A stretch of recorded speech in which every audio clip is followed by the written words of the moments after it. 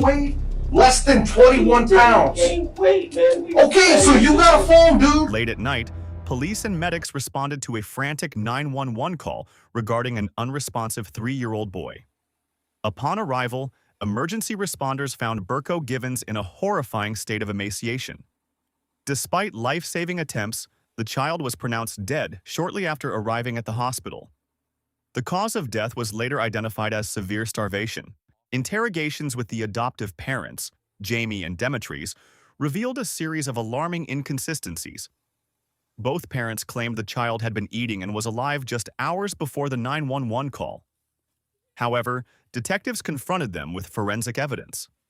At 3 years old, Burko weighed less than 21 pounds, a weight typically seen in a 1-year-old. Furthermore, the medical examiner noted signs of decomposition, suggesting the child had been dead for 12 to 24 hours before the parents sought help. Both Jamie Thompson and Demetres Givens pleaded guilty to involuntary manslaughter and child endangerment. They were each sentenced to 8 to 12 years in prison. In the dark hours of May 2025, a residence in Canton, Ohio, became the epicenter of a tragedy that defied human logic. The death of 3-year-old Burko Givens was not a sudden accident, but the terminal point of months of systemic starvation. As we examine the interrogation footage, we witness a chilling confrontation between a fabricated narrative and the cold, hard reality of forensic science. The most striking element of the interrogation is the immediate breakdown of the suspect's timeline. Demetres Givens claimed he saw his son alive and eating a meal of chicken and rice at 4 p.m. However, the pretrial evidence presented a different, more gruesome reality. Forensic pathologists identified a green spot on the child's abdomen, a clear biological marker of decomposition that only appears after a significant lapse of time. Furthermore, the absence of any undigested matter in the stomach and small intestines proved that the last meal never happened. Legally, this transformed the case from one of accidental death into a calculated cover-up, exposing the parents' intent to hide the true duration of the child's passing.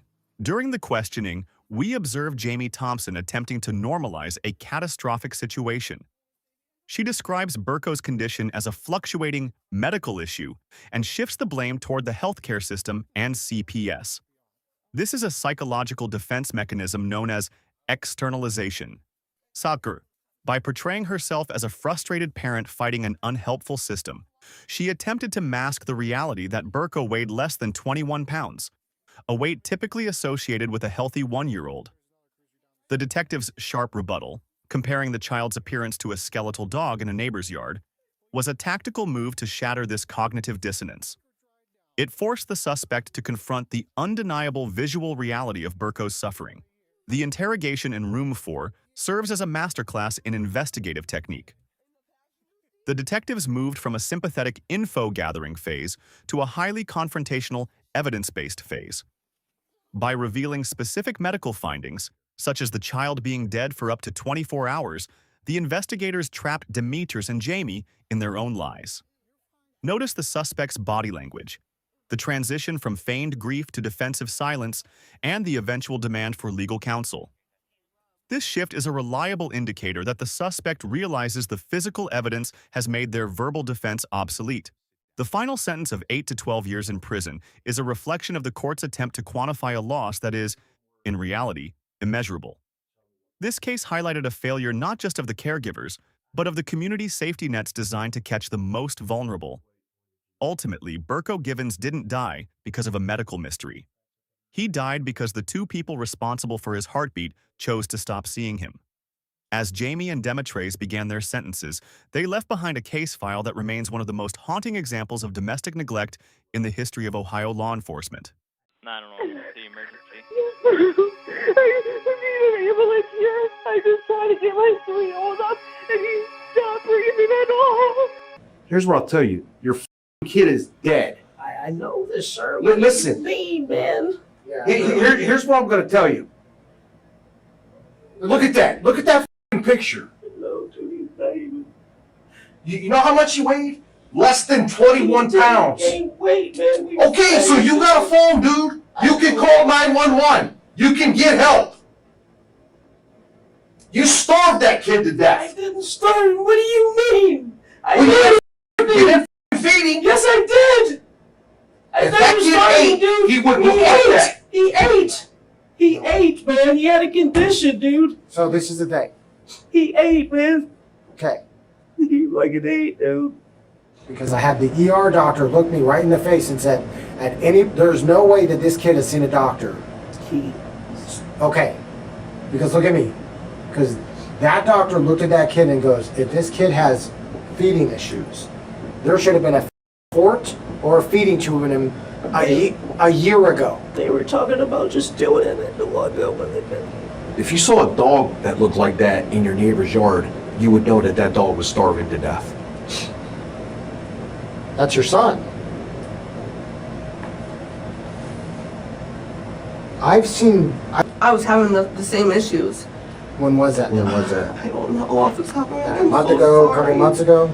No, this would have been, October. October of last year. Yes. Okay. And she's the one that started helping me. And then as soon as she closed my case, that's when these doctors stopped returning my calls and stopped helping me. I've never had a child with any conditions like this, so I'm not sure what to do. Like, I understand, like, yeah, I took them to the hospital, but, like, what doctors to call or who to call, you know what I mean? To reach out for that research and help. And that's why the CPS lady reached out to those people, and as soon as she closed the case, everybody stopped calling me and stopped helping me. This little kid is my best. I was. Unfortunately your best. I think the problem that is going to happen is that your guys' best resulted in your son's death. Okay?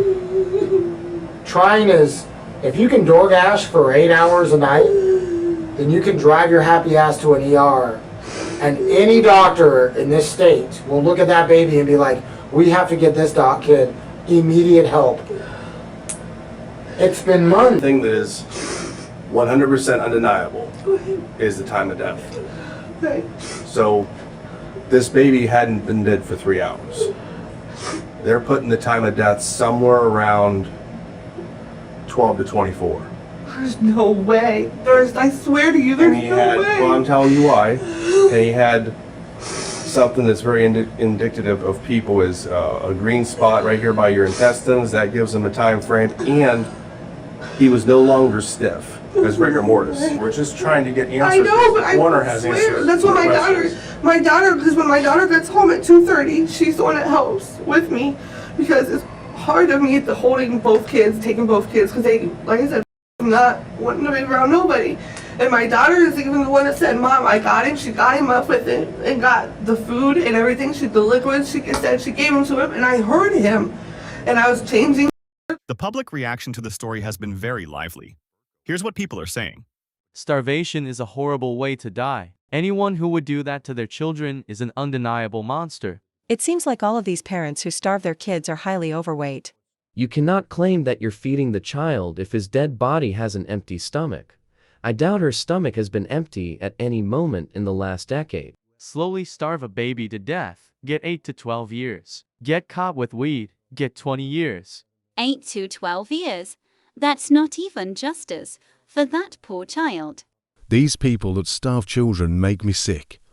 Clearly they're eating but don't feed their kids. You have to be a sick individual. They only adopted that child so they could get more money from the government. Ultimately, the medical evidence was undeniable. Jamie Thompson and Demeters Givens turned themselves in and pleaded guilty to charges of involuntary manslaughter and child endangerment. For the systematic neglect and starvation of 3-year-old Burko, the court sentenced each parent to 8 to 12 years in prison.